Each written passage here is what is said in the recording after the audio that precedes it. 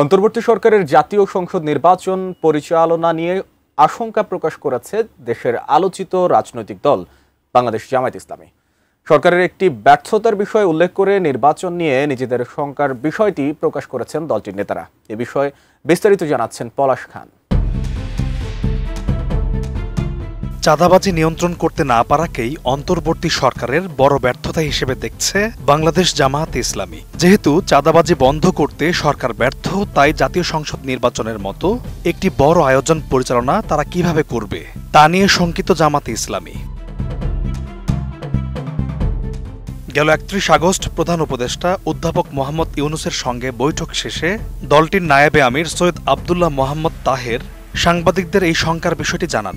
আগামী নির্বাচন প্রসঙ্গে তিনি বলেন, এখনও যে সময় আছে, সরকার যদি সঠিক সিদ্ধান্ত নিয়ে সঠিক উদ্যোগ গ্রহণ করে তাহলে পরিস্থিতির উন্নতি অনেকটাই ঘটানো সম্ভব। আর পরিস্থিতির যদি উন্নতি ঘটে তাহলে একটা নির্বাচন হওয়া সম্ভব। তিনি আরও বলেন, প্রধান উপদেষ্টা অবাধ ও সুষ্ঠু নির্বাচনের বিষয়ে কথা বলেছেন। প্রধান উপদেষ্টার সঙ্গে তারা একমত পোষণ করেছেন, তবে কার্যকারিতার বিষয়ে দ্বিমত রয়েছে। আমি বুঝি নির্মাণের শিল্প, সালাম স্টিল বোঝে ডিউরেবিলিটি। সালাম স্টিল মোস্ট ডিউরেবল স্টিল। জামাতের নায়েবে আমির বলেন, দেশ একটি নীল নকশার নির্বাচনের দিকে যাচ্ছে কিনা সেই বিষয়ে জনমনে প্রশ্ন তৈরি হয়েছে। সরকার লন্ডনে একটি দলের সঙ্গে বৈঠক করে নির্বাচনের তারিখ ঘোষণা করেছিল, যা একটি নজিরবিহীন ঘটনা।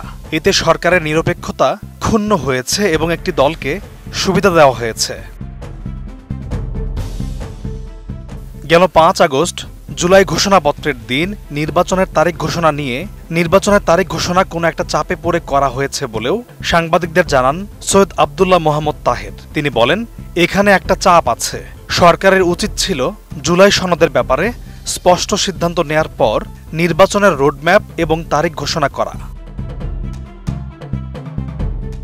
পলাশ খান, এটিএন নিউজ।